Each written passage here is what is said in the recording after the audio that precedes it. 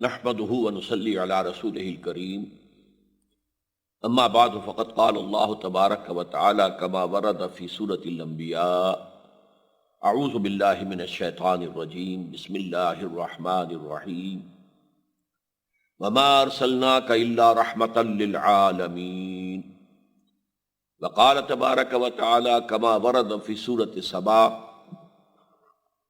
وما ارسلناك الا كافة للناس بشيرا ونذيرا وقال عز وجل كما ورد في سورة الاعراف قل يا ايها الناس اني رسول الله اليكم جميعا صدق الله العظيم رب اشرح لي صدري ويسر لي امري واحلل عقدة من لساني يفقهوا قولي اللهم ربنا الهمنا رشدنا واعذنا من شرور انفسنا اللهم ارنا الحق حقا وارزقنا اتباعه وارنا الباطل باطلا وارزقنا اجتنابه آمین یا رب العالمین۔ معزز ناظرین اور محترم خواتین، السلام علیکم ورحمۃ اللہ وبرکاتہ۔ اس سے قبل کی گفتگوؤں میں ہم نبی اکرم صلی اللہ علیہ وسلم پر تکمیل نبوت کے جو دو مظہر ہیں ان پر گفتگو کر چکے ہیں۔ تکمیل ہدایت بشکل الہدا قرآن حکیم، تکمیل دین بشکل دین حق دین اللہ۔ آج ہم رسالت کے موضوع پر آ رہے ہیں۔ حضور پر جیسے نبوت کی تکمیل ہوئی ایسے ہی رسالت کی بھی تکمیل ہوئی۔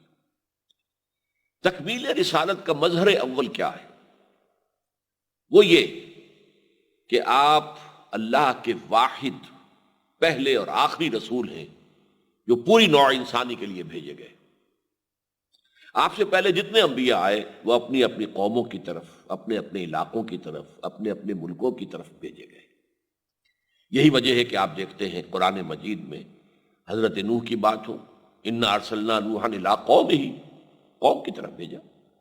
حضرت ہود علیہ السلام کی بات ہو تو ان کے بارے میں فرمایا وَإِلَىٰ عَادٍ أَخَاهُمْ هُودًا، قوم عاد کی طرف ہم نے اس کے بھائی، ان کے بھائی حضرت ہود علیہ السلام کو بھیجا۔ وَإِلَىٰ ثَمُودَ أَخَاهُمْ صَالِحًا، اور قوم سمود کی طرف ہم نے ان کے بھائی حضرت صالح کو بھیجا۔ وَإِلَىٰ مَدْيَنَ أَخَاهُمْ شُعَيْبًا، اور مدین کی طرف ہم نے بھیجا ان کے بھائی شعیب علیہ السلام۔ تو یہ اصل میں ابھی تک یہ علاقائی یا قومی نبوتوں کی شکل میں تھی، اور یہی وجہ ہے کہ قرآن مجید میں ان کی دعوت جب آتی ہے تو یا قوم کے الفاظ سے آتی ہے، یا قوم اعبدوا اللہ ما لکم من الہ غیرہ، اے میری قوم کے لوگوں اللہ کی پرستش اور بندگی کرو، عبادت کرو، تمہارا کوئی معبود اس کے سوا نہیں ہے۔ یہی بات حضرت نوح نے کہی، یہی حضرت ہود نے کہی، یہی حضرت صالح نے کہی، یہی حضرت ابراہیم نے کہی، یہ حضرت موسیٰ نے کہی۔ قوم کے لیے بھیجے گئے اور قوم کو انہوں نے یہ دعوت دی۔ اس حوالے سے پہلے اور آخری رسول ہیں محمد صلی اللہ علیہ وسلم کہ جن کی بعثت ہوئی ہے پوری نوع انسانی کے لیے۔ یہاں تک کہ میں آپ سے عرض کر دوں کہ اگرچہ دنیا میں عیسائیت بھی بہت پھیلی ہے، بلکہ تعداد کے اعتبار سے دنیا میں عیسائیوں کی تعداد مسلمانوں سے زائد ہے، لیکن یہ ہے کہ حضرت عیسیٰ علیہ السلام پوری نوع انسانی کے لیے نہیں بھیجے گئے تھے۔ یہ خاتم النبیین ہیں سلسلہ انبیاء بنی اسرائیل کے، اور حضرت عیسیٰ اور حضور صلی اللہ علیہ وسلم کے مابین کوئی نبی نہیں، کوئی رسول نہیں۔ اسے کہا جاتا ہے فترت اولا، یعنی سلسلہ نبوت و رسالت کا انقطاع، عارضی انقطاع، یہ پہلی فترت تھی۔ اس کے بعد حضور کی بعثت ہوئی، اور پھر اس کے بعد فترت تامہ، ہمیشہ کے لیے یہ فترت قائم ہو گئی کہ اب آپ کے بعد نہ کوئی نبی آیا، نہ آئے گا، نہ رسول آیا، نہ آئے گا۔ اس پہلو سے آپ غور کریں کہ حضرت عیسیٰ علیہ السلام جو حضور سے کل 600 برس قبل مبعوث کیے گئے، ان کے بارے میں قرآن مجید بھی صاف کہتا ہے رسولاً الی بنی اسرائیل، وہ رسول بنا کر بھیجے گئے تھے بنی اسرائیل کی طرف۔ اسی کے تقابل میں اگر آپ اسی سورہ آل عمران میں دیکھیں گے تو حضرت یحییٰ کے بارے میں کہا گیا نبیم من الصالحین، حضرت یحییٰ نبی تھے، رسول نہیں تھے۔ حضرت عیسیٰ رسول تھے، اور رسول کسی قوم کی طرف مبعوث ہوتا ہے، لہذا رسولاً الہ یہ ہونا ضروری ہے۔ الى مدین اخاہم شعیبا، الى عاد اخاہم ہودا، الی ثمود اخاہم صالحا علیہ الصلوۃ والسلام، تو ہم نے بھیجا ہے حضرت عیسیٰ کو، سورہ آل عمران میں فرمایا کہ ہم نے بھیجا ہے رسولا الی بنی اسرائیل۔ اور یہ بات بڑی اہم ہے کہ حضرت عیسیٰ علیہ الصلوۃ والسلام یہ کہہ کر گئے تھے کہ میں صرف اسرائیل کے گھرانے کی کھوئی ہوئی بھیڑوں کی تلاش میں آیا ہوں۔ یہ الفاظ آج بھی انجیل میں موجود ہیں، اور یہ وہ اناجیل جو ان کے نزدیک کینونیکل ہیں، اہل عیسائیت کے، ان سب کے جو نزدیک جو 4 اناجیل اربعہ جو ہیں جنہیں وہ کینونیکل کہتے ہیں، قابل اعتماد، قابل وثوق، اور اس کے علاوہ 100 سے زائد اور بائبلز ہیں جنہیں وہ اپوکریفیکل کہتے ہیں کہ جن کے اوپر ہمارا اعتماد نہیں ہے۔ تو یہ کینونیکل بائبلز کے اندر ہے کہ میں صرف بنی اسرائیل کی کھوئی ہوئی بھیڑوں کی تلاش میں آیا ہوں۔ اسی طریقے سے جب انہوں نے اپنے حواریین کو بھیجا ہے کہ اب جاؤ تبلیغ کرو، اور بڑے پیارے الفاظ کہے، تم نے مفت پایا ہے مفت تقسیم کرو، میں نے تم سے کوئی اجرت نہیں لی، تمہیں جو تعلیم دی، تربیت دی، میں نے کوئی اجرت تو نہیں لی، اسی طریقے سے تم جاؤ اب عام کرو، لیکن تم یہ پیغام صرف اسرائیلیوں تک محدود رکھو گے۔ اگرچہ اس کے لیے جو الفاظ موجودہ انجیلوں میں ہیں وہ میرے نزدیک محرف ہوں گے، ان میں کوئی نہ کوئی جو ہے تبدیلی ہوئی ہے، وہ الفاظ حضرت عیسیٰ علیہ السلام کی جو شان اور عظمت ہے اس کے ساتھ پوری طرح مناسبت نہیں رکھتے۔ انہوں نے یہ کہا تھا، الفاظ جو کہے جاتے ہیں انجیل میں، کہ کیا کوئی شخص اپنے بچے کے حصے کی روٹی کتوں کے آگے پھینکتا ہے؟ تو گویا کہ غیر یہود کو انجیل کی اس عبارت کی روح سے حضرت عیسیٰ علیہ السلام نے کتے قرار دیا۔ معاذ اللہ، میں اس کا کوئی امکان تسلیم نہیں کرتا۔ جینٹائلز کہا ہوگا، یا جو بھی دوسرے الفاظ وہ استعمال کرتے ہیں غیر یہود کے لیے، ان کے لیے تو ہو سکتا ہے کہ وہ الفاظ کہے گئے ہوں، لیکن یہ صراحت کے ساتھ تھا کہ تمہیں صرف بنی اسرائیل تک اپنی دعوت پیش کرنی ہے۔ یہ تو اصل میں ان کے رفع سماوی کے بعد جب سینٹ پال نے اعلان کیا ہے کہ مجھے مکاشفہ ہوا ہے اور ملاقات ہوئی ہے روحانی طور پر حضرت عیسیٰ سے، اور پھر اس نے دعویٰ کیا کہ اب میں نے ان کے دین کو تسلیم کر لیا، حالانکہ اس سے پہلے وہ شدید مخالف تھا حضرت عیسیٰ کا، جب تک وہ دنیا میں رہے وہ شدید مخالف تھا، لیکن اب اس نے کہا میں ایمان لے آیا ہوں۔ پھر اس نے دین کے اندر، دین عیسوی علی صاحب الصلاۃ والسلام کے اندر تبدیلیاں کی۔ ان میں سے ایک یہ بھی تھی کہ جنٹائلز اور گوئمز جن کو وہ کہتے تھے، غیر یہود، غیر اسرائیلی، ان تک بھی ہم تبلیغ کریں گے۔ لیکن واقعہ یہ ہے کہ انجیل یہی کہہ رہی ہے کہ میں صرف اسرائیل کے گھرانے کی کھوئی ہوئی بھیڑوں کی تلاش میں آیا ہوں۔ یہ صرف محمد الرسول اللہ صلی اللہ علیہ وسلم، جن کے بارے میں نے تو آپ کے سامنے قرآن مجید کی 3 آیات رکھی کہ حضور سے فرمایا گیا صلی اللہ علیہ وسلم، سورہ انبیاء کی آیت نمبر 107 ہے، وَمَا أَرْسَلْنَاكَ إِلَّا رَحْمَةً لِّلْعَالَمِينَ۔ ابھی تک نبوت کی رحمت جو چلی آ رہی تھی وہ علاقائی تھی، قومی تھی، رسالت قوموں کی طرف، قبیلوں کی طرف، علاقوں کی طرف، لیکن اب اے نبی ہم نے آپ کو تمام جہانوں کے لیے یا تمام جہان والوں کے لیے رحمت بنا کر بھیجا۔ اب رحمت کی تکمیل ہو گئی ہے آپ پر، وما ارسلناک الا رحمتا للعالمین۔ اس سے بھی زیادہ صریح الفاظ جو ہے وہ سورہ سبا کی آیت نمبر 28 میں ہے، وما ارسلناک الا کافتا للناس بشیرا ونذیرا۔ اے محمد صلی اللہ علیہ وسلم، فداہ آباؤنا و امہاتنا، ہم نے نہیں بھیجا ہے آپ کو مگر تمام نوع انسانی کے لیے بشیر اور نذیر بنا کر۔ یہ بہت ہی واضح الفاظ ہیں، بہت کلیئر۔ اور تیسرا جو میں نے حوالہ دیا تھا وہ سورہ اعراف کی آیت ہے، اس میں فرمایا گیا قل، اے نبی کہہ دیجئے، یا ایھا الناس، اے لوگو، انی رسول اللہ الیکم جمیعا، میں تم سب کی طرف اللہ کا رسول بن کر آیا ہوں۔ یہ بات ہے اپنی جگہ پر کہ آپ کی رسالت کی 2 حیثیتیں ہیں بعثت کی۔ ایک بعثت خصوصی ہے الی اہل العرب، اس لیے کہ آپ ان میں سے تھے، ان کی زبان بول رہے تھے، انہی کی زبان میں قرآن نازل ہو رہا تھا، یہ بعثت خصوصی تھی۔ ان تک تو دین کی دعوت پہنچانا، حجت قائم کر دینا آپ کو بنفس نفیس یہ آپ کے ذمہ تھا، لازم تھا، اور جزیرہ نماء عرب کی حد تک دین کو قائم اور غالب کر دینا یہ آپ کا فرض منصبی تھا۔ لیکن آپ کی ایک بعثت عامہ ہے، بعثت عمومی ہے، وہ ہے پوری نوع انسانی کی طرف، تمام انسانوں کی طرف، یا ایھا الناس انی رسول اللہ الیکم جمیعا۔ اس کے ضمن میں ایک بہت پیارا خطبہ آتا ہے نبی اکرم صلی اللہ علیہ وسلم کا، اگرچہ یہ خطبہ میرے علم کی حد تک حدیث کی کتابوں میں نہیں ہے، لیکن یہ کہ نہج البلاغہ جو بڑی ایک اہم کتاب ہے اور اس میں جو حضرت علی رضی اللہ تعالی عنہ کے مکاتیب اور آپ کے خطبات جو ہیں وہ جمع کیے گئے ہیں، لیکن شروع میں خطبات نبوی کا ایک چھوٹا سا باب ہے، ان میں جو خطبہ دیا گیا ہے، اور میرا گمان ہے واللہ عالم کہ جب حضور کو یہ حکم ہوا کہ اے نبی صلی اللہ علیہ وسلم فاصدع بما تؤمر، اب آپ ڈنکے کی چوٹ جو ہے اپنی دعوت کا آغاز کر دیجیے، بلکہ اس سے بھی پہلے سمجھیے کہ جب آپ سے کہا گیا کہ وانذر عشیرتک الاقربین، ابھی آپ اپنے قریبی رشتہ داروں کو خبردار کریں، تو آپ نے حضرت علی رضی اللہ تعالی عنہ کو حکم دیا کہ ایک دعوت کا اہتمام کرو، دعوت طعام کا، اور تمام بنو ہاشم کو اس میں مدعو کر لو۔ وہ تمام بنی ہاشم آ گئے، کھانا کھایا، اس کے بعد حضور کھڑے ہوئے اپنی دعوت پیش کرنے کے لیے، تو وہاں لوگ جو موجود تھے ان میں ابو لہب پیش تھا، انہوں نے ہوٹنگ کی، شور مچایا، سیٹیاں بجائیں، اور کچھ سننے کے لیے تیار نہیں ہو گئے، چلے گئے، گویا کہ حضور کی یہ پہلی اٹیمپٹ ناکام ہو گئی۔ لیکن کچھ دن کا بیچ دے کر پھر حضور نے حضرت علی سے فرمایا کہ علی دوبارہ انتظام کرو، حضرت علی نے اہتمام کیا، پھر بنو ہاشم آ گئے۔ اب میں یہ کہا کرتا ہوں کہ اب انہیں کچھ شرم آئی کہ 2 مرتبہ کھانا کھا لیا ہے، تو چلے سن لیں یہ کیا کہتے ہیں۔ تب حضور نے جو خطبہ دیا ہے وہ میرے گمان میں یہ ہے کہ جو نہج البلاغہ کے اندر نقل ہوا ہے، آپ نے فرمایا، اور بہت ہی بہترین انداز کے اندر آپ نے اس کے لیے جو ہے تمہید باندھی ہے، ان الرائد لا یکذب اہلہ۔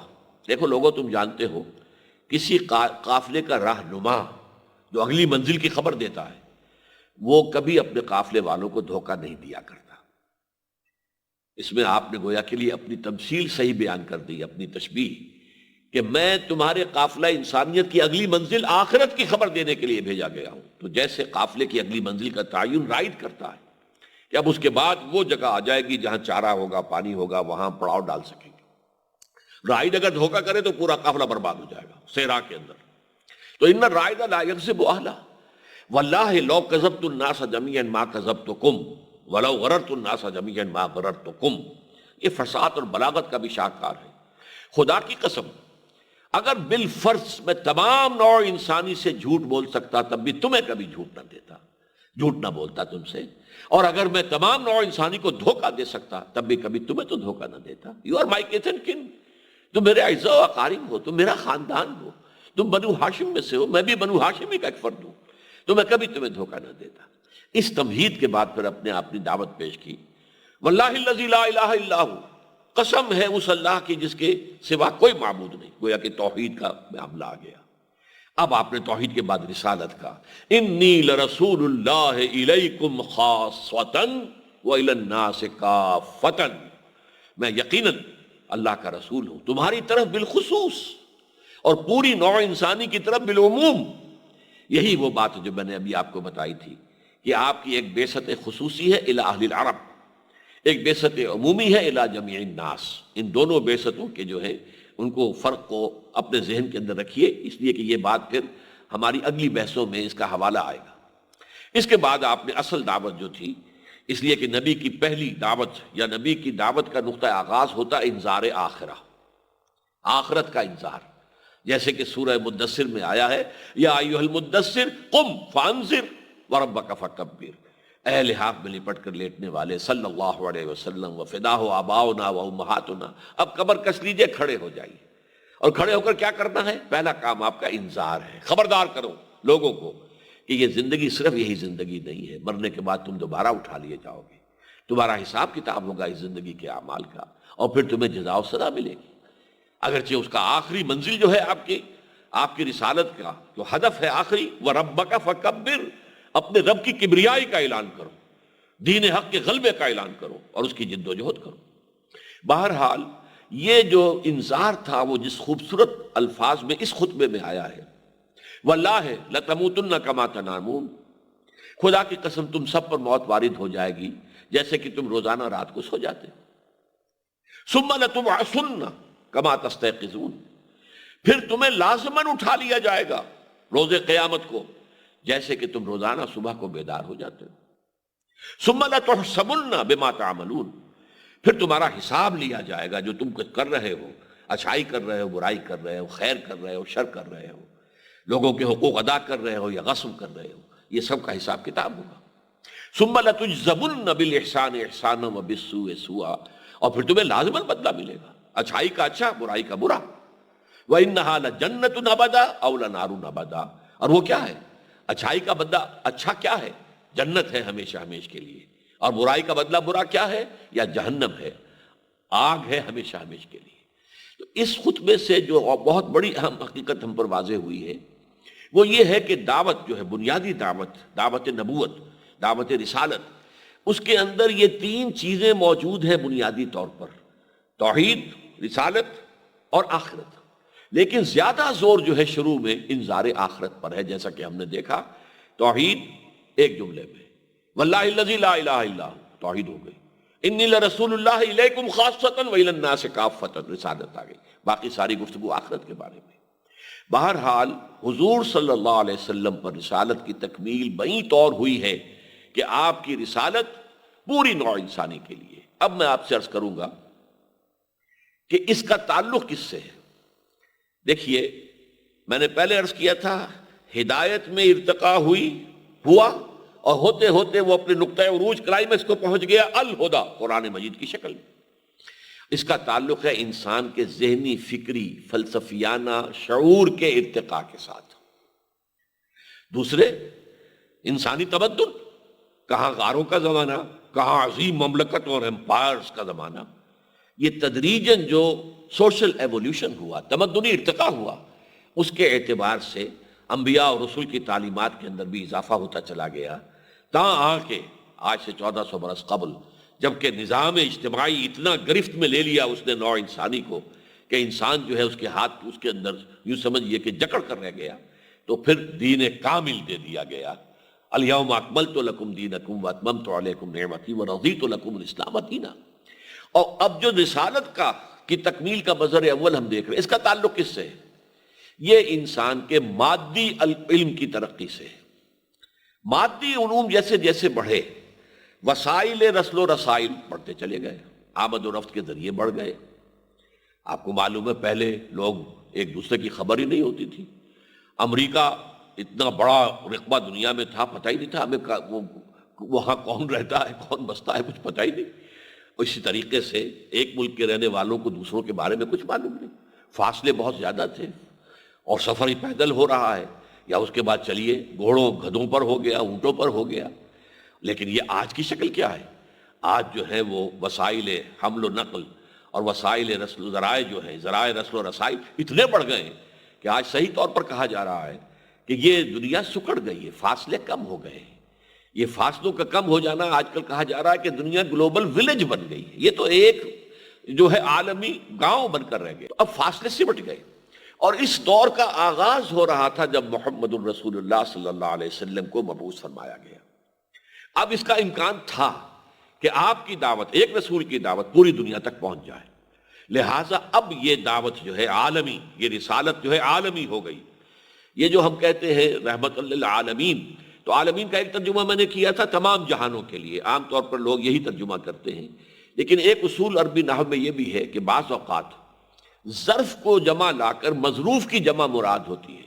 یہ عالم ایک ظرف ہے، عالم ارضی، اور اس میں انسان رہ رہے ہیں، قومیں رہ رہی ہیں، مختلف جو ہیں ممالک ہیں، لیکن اس ظرف کو عالمین کہہ کر اصل میں مظروف جو ہیں، جو اس میں انسان بس رہے ہیں، قومیں ہیں، نسلیں ہیں، ان کی جمع مراد ہے۔ تمام قوموں، تمام نسلوں، تمام نوع آدم کے لیے رحمت بنا کر بھیجا، اور صاف کہہ دیا گیا وَمَا أَرْسَلْنَاكَ إِلَّا كَافَّةً لِلنَّاسِ بَشِيرًا وَنَذِيرًا۔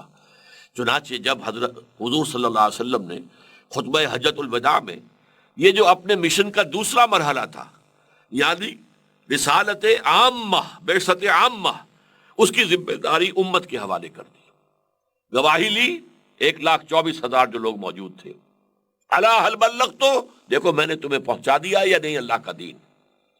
سورہ مجمع نے کہا انا نشہد انک قد بلغت الرسالۃ وادیت الامانۃ ونصحت الامۃ وکشفت الغمۃ۔ ہم گواہ ہیں حضور، ہم سب گواہ ہیں، آپ نے رسالت کا حق ادا کر دیا، آپ نے امانت کا حق ادا کر دیا، آپ نے امت کی خیر خواہی کا حق ادا کر دیا، آپ نے تاریکی کے سارے پردے چاک کر دیے۔ پھر آپ نے فرمایا، آسمان کی طرف انگشت شہادت کا اشارہ کیا، پھر لوگوں کی طرف، اللہم اشہد، اللہم اشہد، اللہم اشہد، اے اللہ تو بھی گواہ رہے۔ اب فرمایا آپ نے فَلْيُبَلِّغِ الشَّاهِدُ الْغَائِبَ، اب پہنچائیں وہ جو یہاں ہیں ان کو جو یہاں نہیں ہے.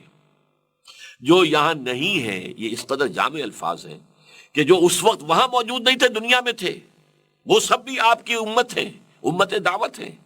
یہ جسے ہم امت کہتے ہیں وہ امت اجابت ہے.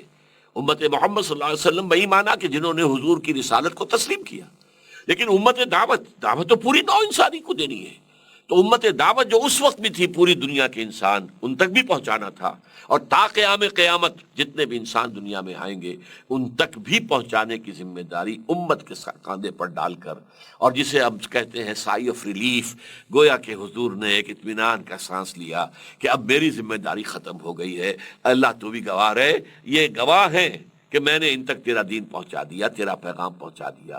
اب ان کا کام ہے کہ آگے پہنچائیں اور اپنے امتی ہونے کے اعتبار سے جو فرائض ان پر عائد ہوتے ہیں انہیں ادا کریں. اللہ تعالی ہمیں حضور صلی اللہ علیہ وسلم کے امتی ہونے کے ناطے جو ہماری ذمہ داریاں ہیں اور جو فرائض ہیں ان کا ادراک اور شعور عطا فرمائے، اور ہمت دے کہ ہم ان ذمہ داریوں کو ادا کرنے کے لیے کمر کس لیں. اقول قولی ھذا واستغفر اللہ لی ولکم ولسائر المسلمین والمسلمات.